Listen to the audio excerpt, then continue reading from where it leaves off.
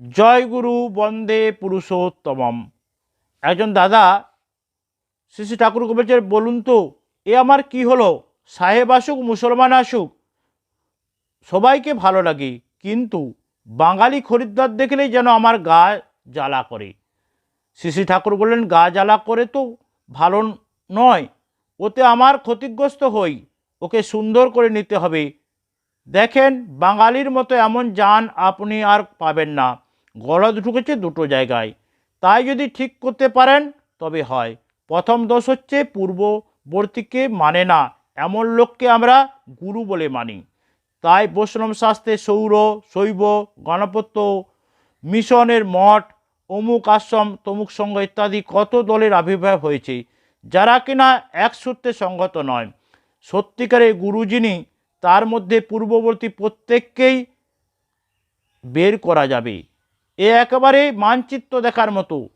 যেমন শ্রীরামকৃষ্ণ দেখলে ধরা যাবে এখানে শ্রীকৃষ্ণ, এই বুদ্ধ, এই যিশু, এই মোহাম্মদ, এই গৌরাঙ্গ, পরিষ্কার বোঝা যাবে সবাইকে।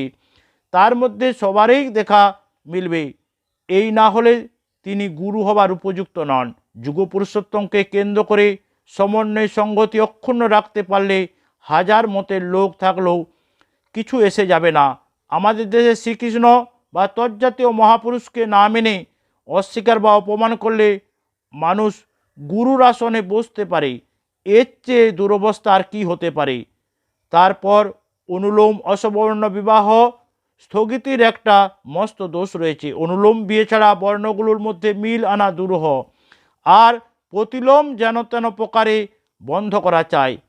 এক বর্ণের মধ্যেও বড় মেয়ে ছোট বংশের ছেলেকে দিলে তাতেও প্রতিলোম হয়।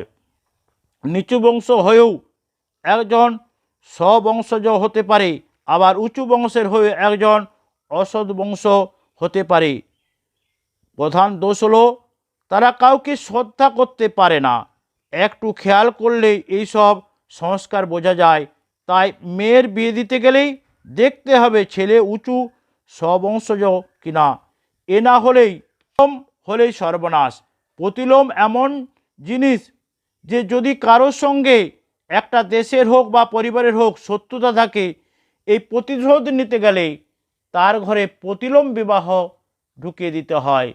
পরম দয়াল শ্রী শ্রী ঠাকুর ওই কথা বলেছিলেন যে প্রতিলোম বিবাহ হলে তার সংসার সর্বনাশ হবেই হবে। সকলকে জয় গুরু বন্দে পুরুষোত্তম।